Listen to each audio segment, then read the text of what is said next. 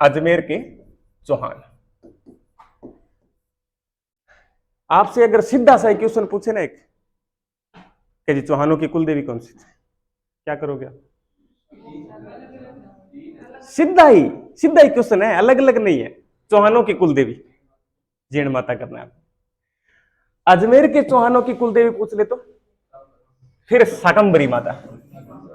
अजमेर के चौहानों की कुल देवी शाकंभरी माता, ठीक है। और अजमेर के चौहानों की पहली राजधानी कौन सी थी? जगह का नाम अहिछत्रपुर, नागौर में पड़ती है जगह। तो कुल देवी पूछे तो शाकंभरी माता, प्रथम राजधानी पूछे तो अहिछत्रपुर, और चौहानों का संस्थापक पूछे तो वासुदेव चौहान। वासुदेव चौहान जिसने 551 ईस्वी के अंदर अजमेर के चौहान वंश की नींव डाली थी। और एक शिलालेख है बिजोलिया शिलालेख, यानी भीलवाड़ा के अंदर एक बड़ा सा पत्थर है, उस पर लिखा गया है कि वासुदेव ने 551 ईस्वी में सांबर झील का भी निर्माण करवाया था।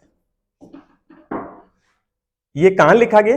बिजोलिया शिलालेख में लिखा। ये बात सच नहीं है, सांबर झील एक प्राकृतिक झील है, लेकिन ऐसा पूछा जाएगा कि बिजोलिया शिलालेख के अनुसार सांबर झील का निर्माण किसने करवाया? तो वासुदेव। तो चौहानों का मूल पुरुष, आदि पुरुष या संस्थापक पूछे तो कौन है? वासुदेव। इसके बाद कई राजा हुए, उनमें एक राजा का नाम अपने को याद करना है, गोवुक प्रथम। वासुदेव के बाद सीधा गोवुक प्रथम याद कर लेना, बीच वाले मत याद, कोई विशेषता नहीं है किसी की। गोवुक प्रथम, गोवुक प्रथम की खास विशेषता इसलिए है क्योंकि गोवुक प्रथम से पहले जितने भी चौहानों में राजा हुए वो प्रतिहारों के सामंत थे। सामंत का मतलब उनके अधीन रहकर अपना राज्य चलाया करते थे। चौहानों में पहला स्वतंत्र शासक कौन हुआ? तो कौन हुआ? गोवुक प्रथम। एक तो बात ये याद करनी है कि पहला स्वतंत्र शासक था। एक है हर्षनाथ मंदिर, सीकर के अंदर हर्षनाथ मंदिर है ना, उस हर्षनाथ मंदिर का निर्माण किसने करवाया था? गोवुक प्रथम ने करवाया। बस इसकी दो ही बातें याद करनी, ठीक है। वासुदेव ने तो 551 ईस्वी में सांबर झील का निर्माण करवाया, यह बात लिखी गई है बिजोलिया शिलालेख के अंदर। और चौहानों का मूल पुरुष, आदि पुरुष या संस्थापक। फिर गोवुक प्रथम की दो बातें क्या क्या? पहला स्वतंत्र शासक है और हर्षनाथ मंदिर का निर्माण करवाया। इसके बाद राजा हुए एक चंदनराज। चंदनराज की पत्नी का नाम था आतमप्रभा। शिवजी को रुद्र बोलते हैं, ये शिवजी के उपासक हुआ करते थे। आतमप्रभा का ही दूसरा नाम हो गया रुद्राणी। ये पुष्कर में रोजाना 1000 दीपक जलाकर शिवजी का पूजन किया करते थे। बस इसकी एक ही बात याद करनी, चंदनराज की रानी रुद्राणी या आतमप्रभा जो पुष्कर में रोजाना 1000 दीपक जलाकर शिवजी का पूजन किया करती थी। इसके बाद राजा हुआ, वो अपने को याद करना है। यहां से इनकी मेन शाखा, जो मेन राजा है वो स्टार्ट हो जाते हैं। राजा का नाम है अजय राज। आप बताओगे अजय राज का शासनकाल क्या था? अजय राज का शासनकाल क्या था? तो आप कोई भी बुक पढ़ लेना, उसके अंदर 1113 से लेकर 1133 दे रखे, लेकिन अपने को 1113 से 1133 वाला नहीं याद करना है, क्योंकि माध्यमिक शिक्षा बोर्ड में चेंज हो चुका है। 1105 से 1133 याद करना है, ठीक है।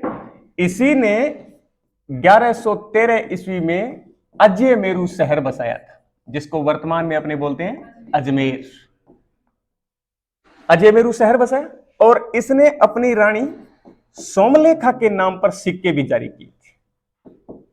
रानी सोमलेखा के नाम पर इसने सिक्के जारी किए थे, ठीक है।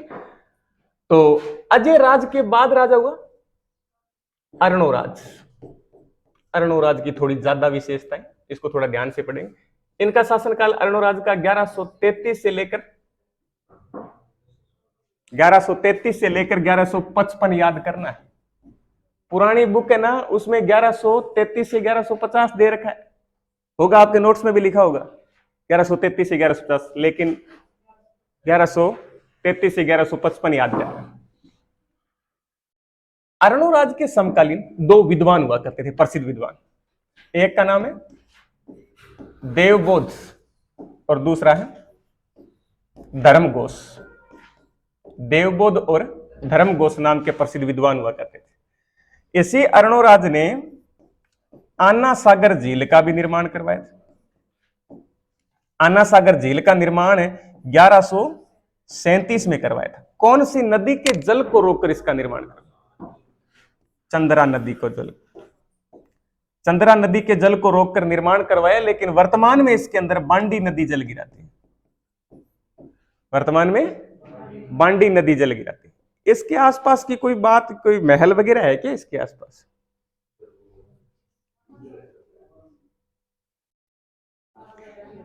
इस झील के किनारे एक तो है रूठी रानी का महल, ठीक है, एक है बारहदरी और एक है दौलत बाग। हाँ, दौलत बाग का दूसरा नाम है सुभाष उद्यान। देखो इसकी विशेषता क्या है, दौलत बाग या सुभाष उद्यान की विशेषता क्या है? ये जो दौलत बाग या सुभाष उद्यान है ना, इसका निर्माण जहांगीर ने करवाया था। बारहदरी का निर्माण यहां पर शाहजहां ने करवाया था, ठीक है। ये जो दौलत बाग है इसी को सुभाष उद्यान कहते हैं। देखो जहांगीर तो एक मुगल राजा था, यहां पर क्या कर रहा था? क्योंकि मैंने अभी बताया कि यहां पर रूठी रानी का महल है। किसका है महल? अपने एक ही दिमाग में आता है, रूठी रानी उमा देवी।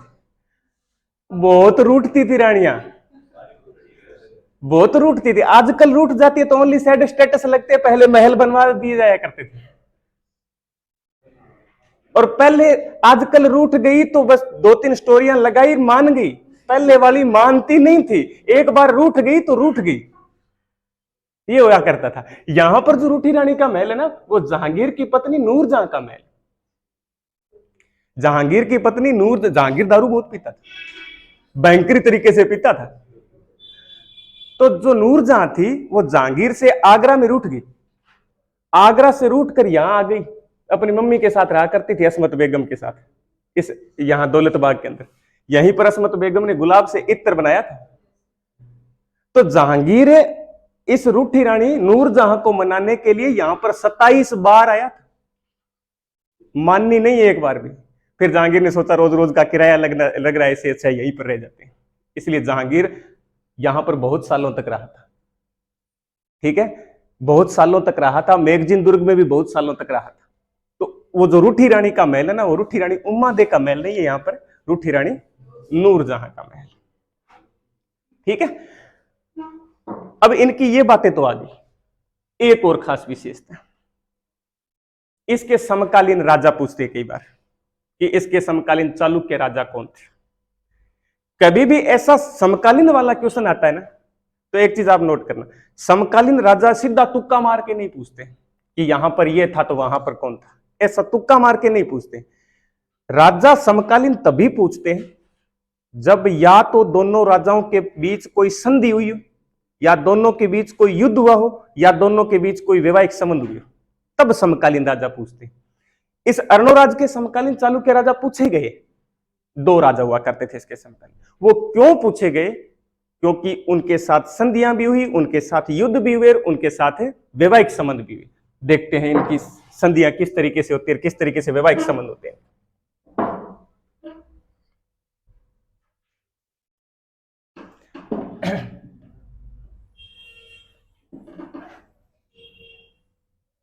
यहां अजमेर में राजा कौन है?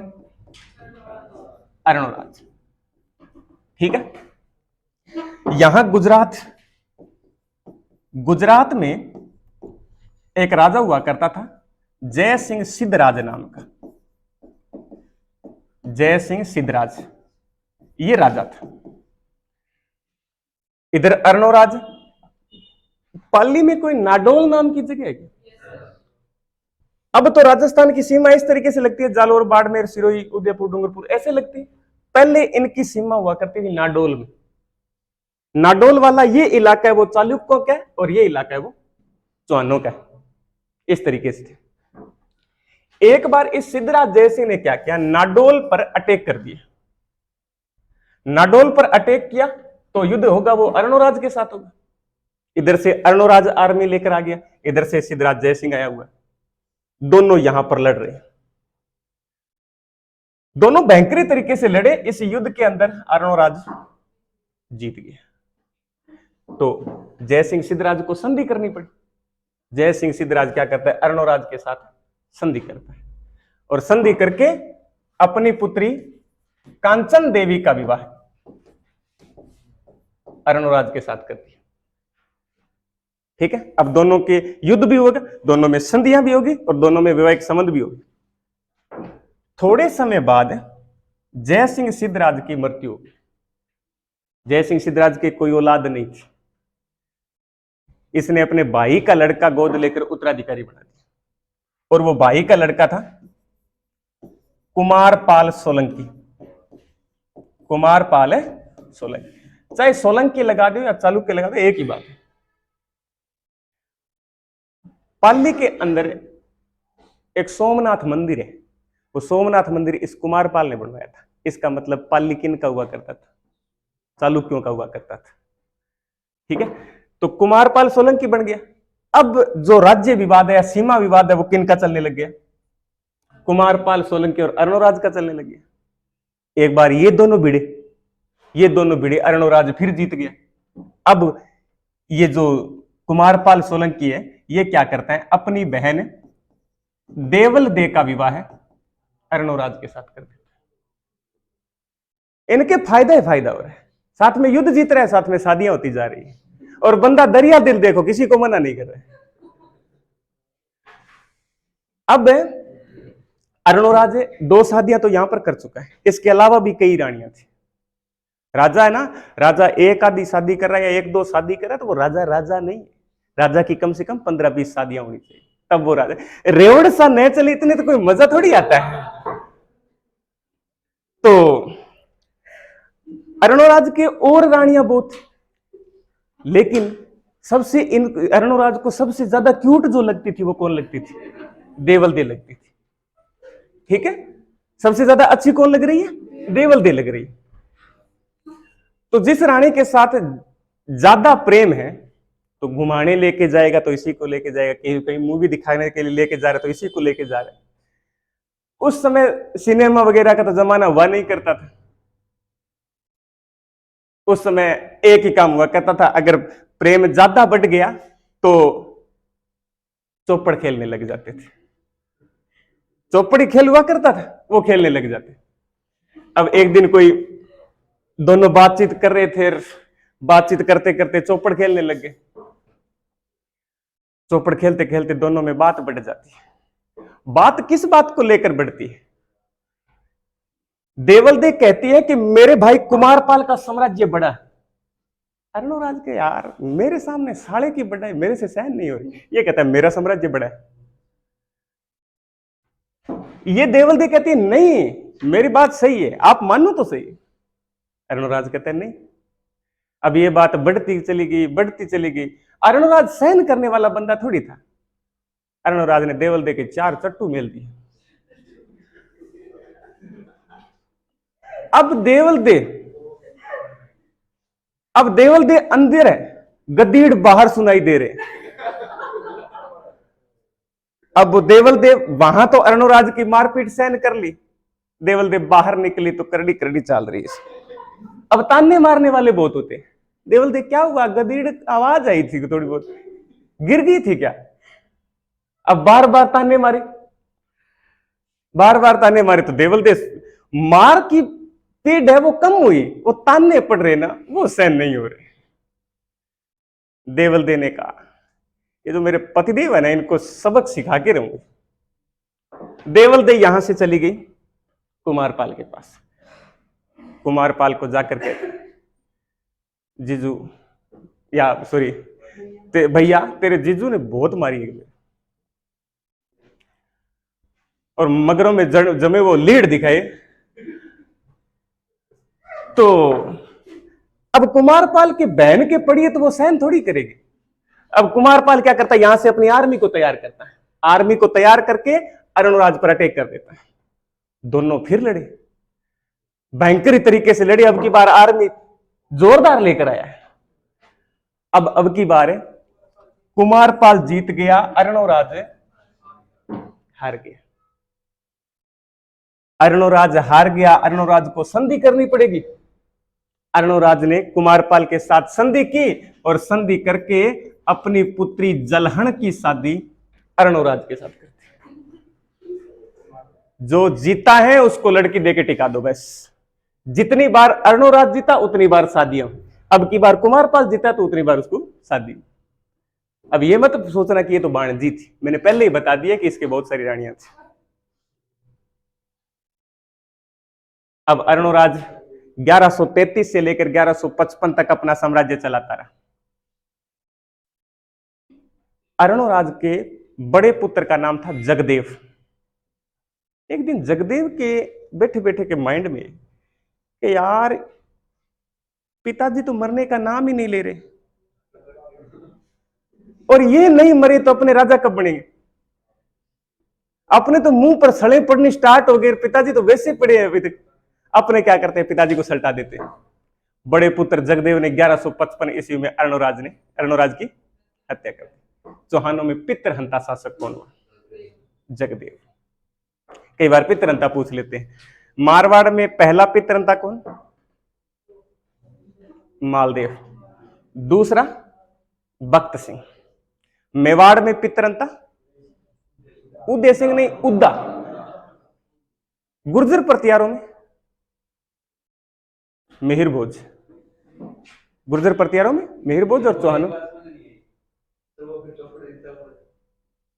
चौपड़। तो फिर पहले तो अरुणराज जीत गया, फिर वो कुमारपाल जीत गया युद्ध में। अब और देखो, एक मैं डायग्राम बना रहा हूं पूरा है ना, अरुणराज के बाद की हिस्ट्री पूरी समझ में आ जाएगी। राजा कौन? अरुणराज। अरुणराज के बाकी रानियों के मत नाम याद करना, दो याद कर लेना, दो याद कर लेना। एक रानी का नाम है कांचन देवी, दूसरी रानी का नाम है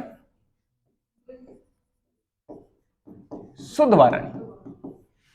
ये दो रानियां याद करना। कांचन देवी के दो पुत्र, बड़ा पुत्र जगदेव और छोटा पुत्र है विग्रहराज चतुर्थ। ठीक है। और जगदेव के पुत्र का नाम है पृथ्वीराज सेकंड। विग्रहराज चतुर्थ के दो पुत्र हैं, एक का नाम है अपरांगे और एक का नाम है नागार्जुन। ठीक है। फिर है दूसरी रानी सुधवा रानी। सुधवा रानी की संतान है सोमेश्वर, और सोमेश्वर की पत्नी का नाम है, नहीं, कांचन देवी तो मौसी है। सोमेश्वर की पत्नी का नाम है कर्पूरी देवी, और कर्पूरी देवी के दो संतान, एक पृथ्वीराज चौहान तृतीय और एक है हरिराज। और पृथ्वीराज चौहान तृतीय के पुत्र का नाम है गोविंदराज। सॉरी,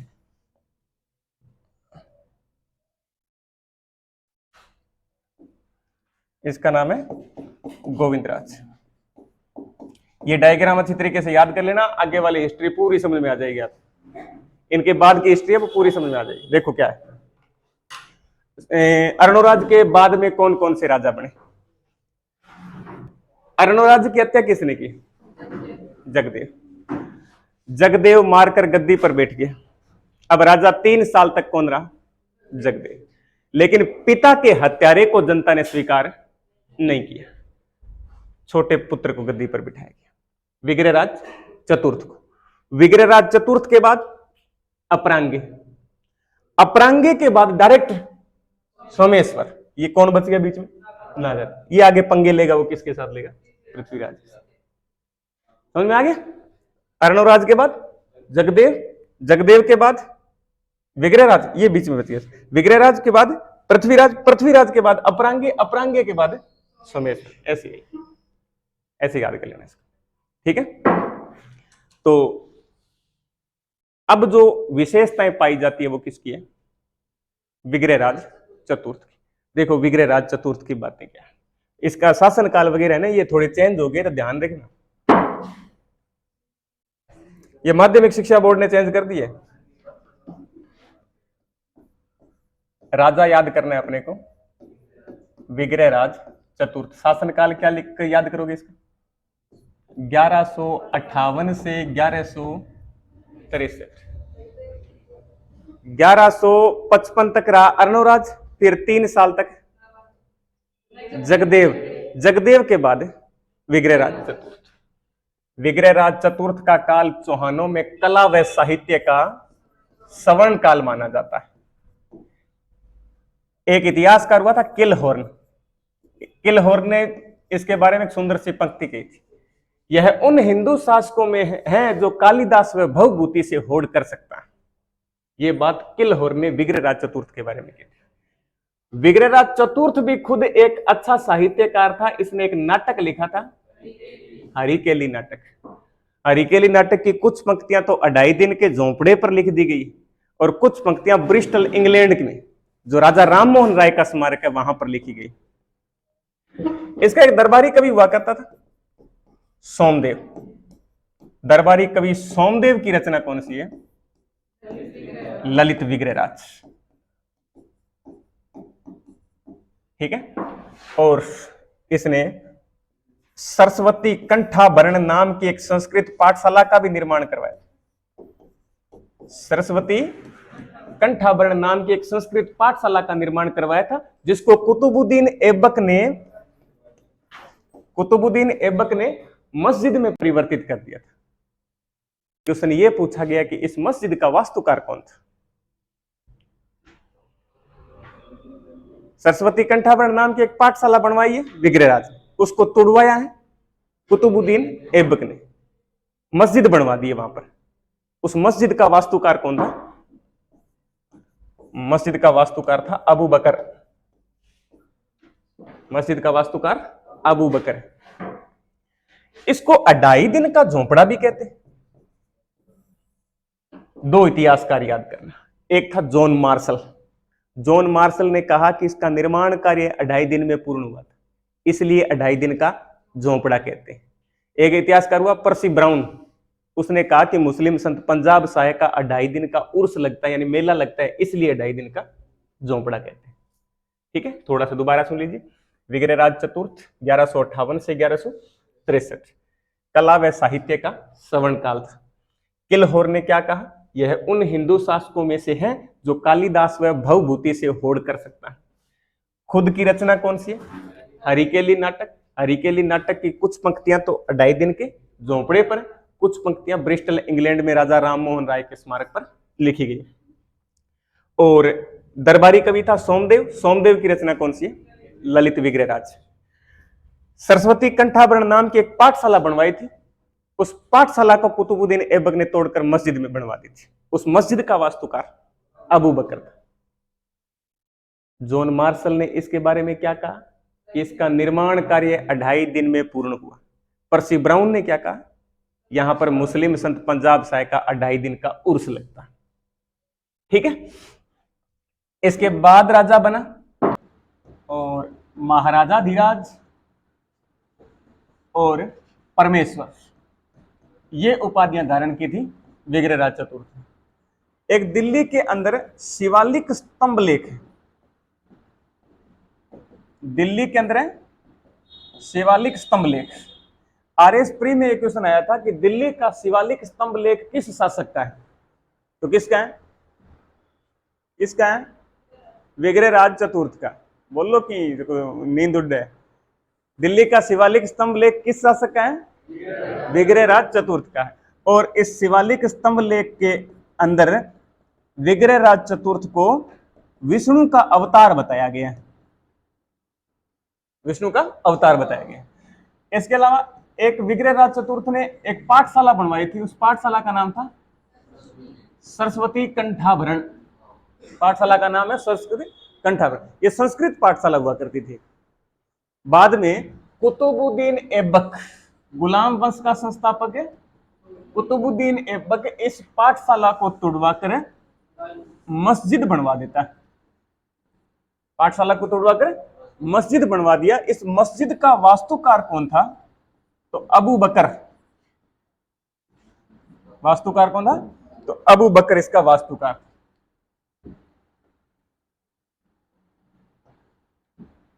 वर्तमान में इस पाठशाला को या मस्जिद को क्या बोलते हैं? अढ़ाई दिन का झोंपड़ा। अढ़ाई दिन का झोंपड़ा बोलते हैं इसको। अढ़ाई दिन का झोंपड़ा क्यों बोलते हैं? तो दो राइटरों की पंक्तियां आपको याद करनी है। एक तो है John Marshall. John Marshall, John Marshall ने तो कहा जी इसका निर्माण कार्य है वो अढ़ाई दिन में पूर्ण हो गया था, इसलिए अढ़ाई दिन का झोंपड़ा कहते हैं। एक इतिहासकार हुआ पर्सी ब्राउन। पर्सी ब्राउन ने कहा कि यहां पर मुस्लिम संत पंजाब साहे का अढ़ाई दिन का उर्स लगता है, इसलिए अढ़ाई दिन का झोंपड़ा कहते हैं।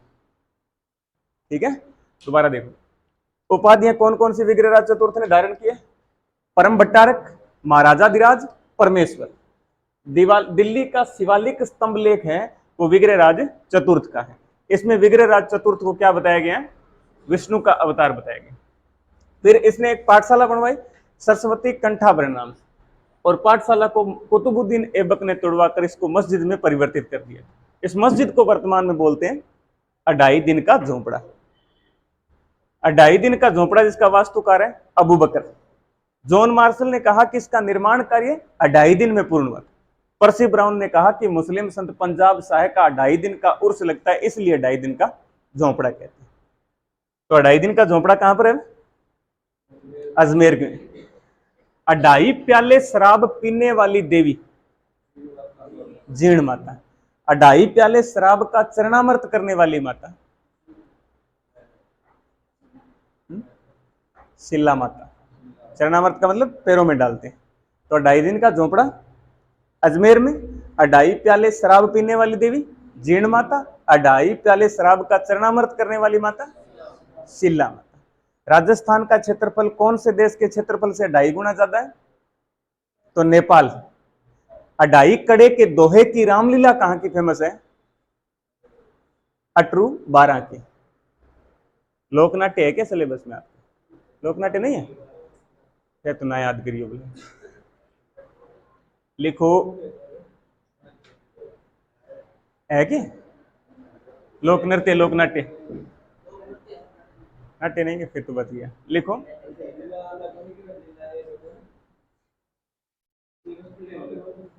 लिखो विग्रहराज चतुर्थ की उपाधियां।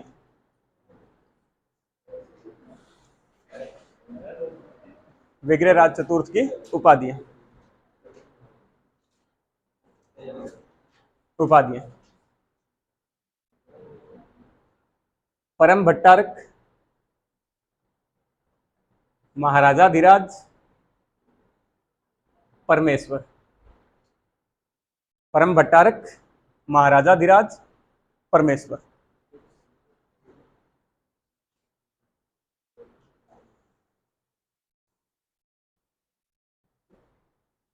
आगे लिखो।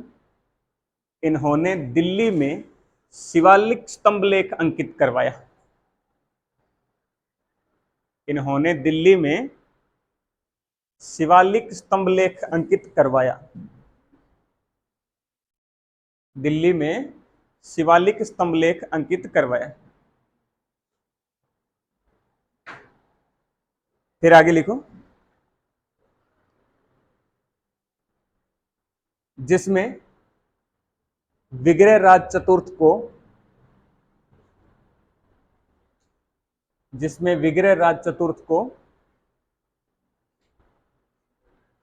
विष्णु का अवतार बताया गया। जिसमें विग्रहराज चतुर्थ को विष्णु का अवतार बताया गया है। विग्रहराज चतुर्थ को विष्णु का अवतार बताया गया है।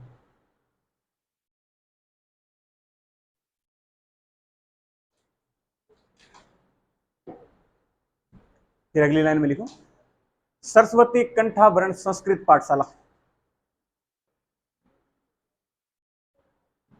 सरस्वती कंठाभरण संस्कृत पाठशाला,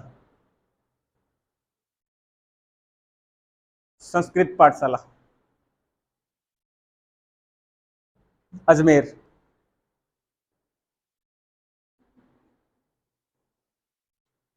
अजमेर। निर्माण विग्रहराज चतुर्थ। निर्माण विग्रहराज चतुर्थ।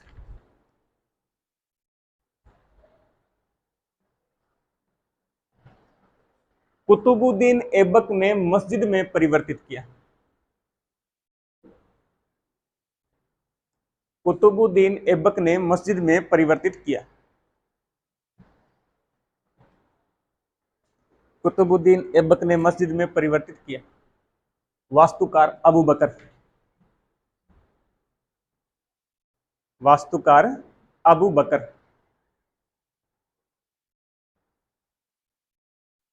अबू बकर।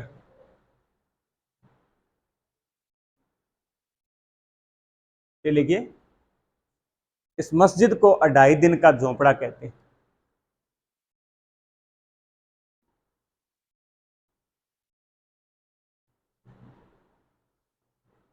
इस मस्जिद को 2.5 दिन का झोंपड़ा कहते हैं। 2.5 दिन का झोंपड़ा कहते हैं। जॉन मार्शल के अनुसार, जॉन मार्शल के अनुसार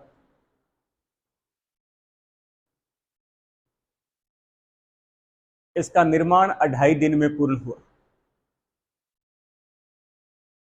जॉन मार्शल के अनुसार इसका निर्माण 2.5 दिन में पूर्ण हुआ। 2.5 दिन में पूर्ण हुआ।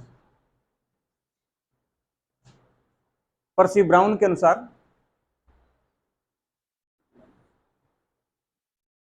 पर्सी ब्राउन के अनुसार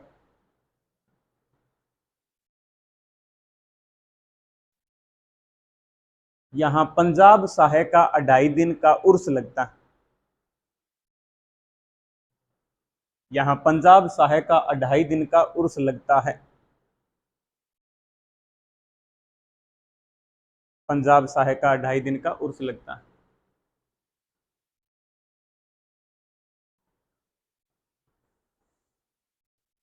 ये तो है विग्रहराज चतुर्थ के बारे में। अगला राजा कौन है? अपरांगे। अगला राजा बना अपरांगे। अपरांगे थोड़े दिनों तक शासक रहा था। अपरांगे की हत्या कर दी थी पृथ्वीराज सेकंड ने। पृथ्वीराज सेकंड अपरांगे की हत्या करके शासक बन गया और पृथ्वीराज सेकंड 1164 से लेकर 1169 तक शासक रहा। और पृथ्वीराज सेकंड की एक बात याद करनी, इनकी जो जानकारी मिलती है ना पृथ्वीराज सेकंड के बारे में, वो जानकारी कहां से मिलती? तो भीलवाड़ा के अंदर एक अभिलेख है, धोड़ अभिलेख। धोड़ नाम की जगह वहां पर एक पत्थर पर लेख लिखा गया है। वो धोड़ अभिलेख के अनुसार पृथ्वीराज सेकंड ने हांसी पर अधिकार कर लिया। हरियाणा में कोई हांसी नाम की जगह नहीं। हांसी पर अधिकार करके अपने मामा, इनके मामा का नाम था किल्हण, मेवाड़ का था किल्हण, तो हांसी में अपने मामा किल्हण को नियुक्त कर दिए थे। बस एक ही बात याद करनी पृथ्वीराज सेकंड। दोबारा सुन लीजिए, विग्रहराज चतुर्थ के बाद चौहानों में शासक हैं अपरांगे। अपरांगे की हत्या करके पृथ्वीराज सेकंड। पृथ्वीराज सेकंड के बारे में जो जानकारी मिलती है वो कहां से मिलती है? धोड़ अभिलेख। धोड़ अभिलेख में यह लिखा गया है कि इसने हांसी पर अधिकार करके हांसी में अपने मामा किल्हण को नियुक्त कर दिया था। लिखो अपरांगे। अपरांगे। पृथ्वीराज सेकंड ने अपरांगे की हत्या की।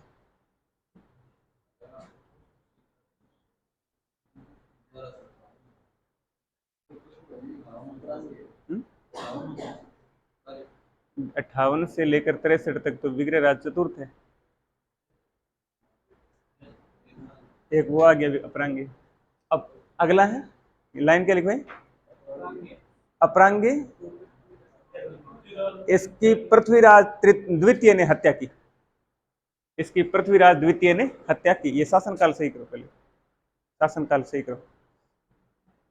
इसकी पृथ्वीराज, इसका है अपरांगी एक ही साल शासक रहा, 1163 से 64 है। लाइन क्या बोली है मैंने? इसकी पृथ्वीराज सेकंड ने हत्या की। लिख लिया? पृथ्वीराज सेकंड ने हत्या की। ठीक है, बोलना को नहीं बोलना, रिकॉर्डिंग हुए तो बोली नहीं, टूकली मारी रिकॉर्डिंग होगी बात, बोली नहीं। हाँ, तो निचली क्लास में करेगी ना बीए नागरिक में रिकॉर्डिंग हुए, रिकॉर्डिंग होता है, सूचना जाए सुप्रीम कोर्ट में, फिर गिरफ्तारी को वारंट आ जाएगा, फिर ब्याह दीजिएगी तारे।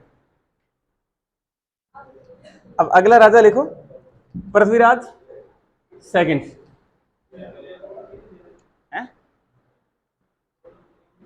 पृथ्वीराज सेकंड 1164 से 1169, 1164 से 1169। लिखो, दौड़ अभिलेख के अनुसार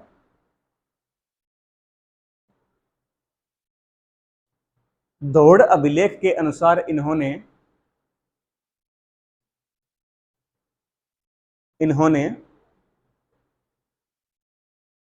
फांसी पर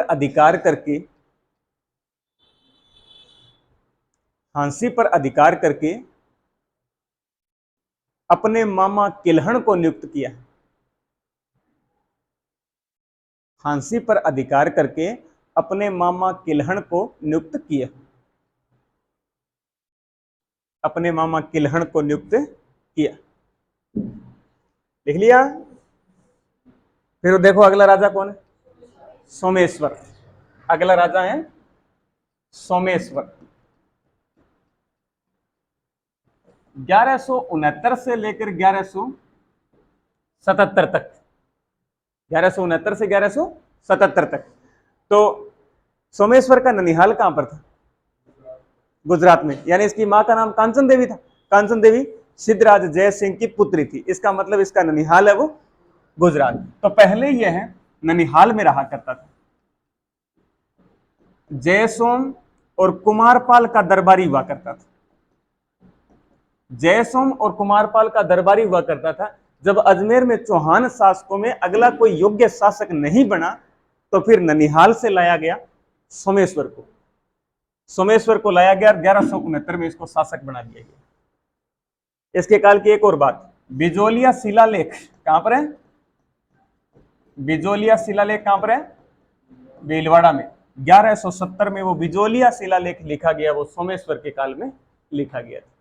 और इस सोमेश्वर का जो पुत्र था वो था पृथ्वीराज तृतीय, पृथ्वीराज चौहान तृतीय। अजमेर के चौहानों में सबसे प्रतापी योद्धा पृथ्वीराज चौहान तृतीय 1177 से लेकर 1192 तक शासक रहा। इसकी थोड़ी ज्यादा विशेषताएं, वो सोमेश्वर लिख लो एक बार।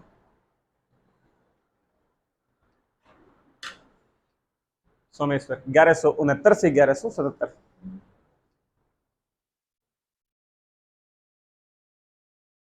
1169 से 1177। यह गुजरात में जयसोम और कुमारपाल का दरबारी था।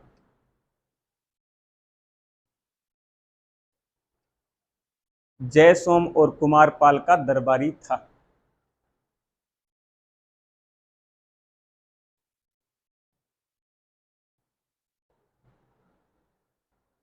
दरबारी था। फिर लिखो, इनके काल में 1170 में, इनके काल में 1170 में बिजोलिया शिलालेख लिखा गया। बिजोलिया शिलालेख लिखा गया। बिजोलिया शिलालेख लिखा गया। फिर लिखो, चालुक्य शासक भीमदेव द्वितीय ने, चालुक्य शासक भीमदेव द्वितीय ने सोमेश्वर की हत्या की। चालुक्य शासक भीमदेव द्वितीय ने सोमेश्वर की हत्या की है। आंखों पर मार दियो, आंखों पर मार दियो। चालुक्य शासक भीमदेव द्वितीय ने सोमेश्वर की हत्या की। अगला राजा लिखो, पृथ्वीराज चौहान तृतीय। थक्या तो कौन नहीं है? अब कहानी इंटरेस्ट स्टार्ट होगी है। तो पृथ्वीराज 1177 से 1192, 1177 से 1192 लिख लिया। ठीक है, पृथ्वीराज कल पढ़ लेंगे। होटल टका लियो जमा जल्दी दया से आने वाली सर।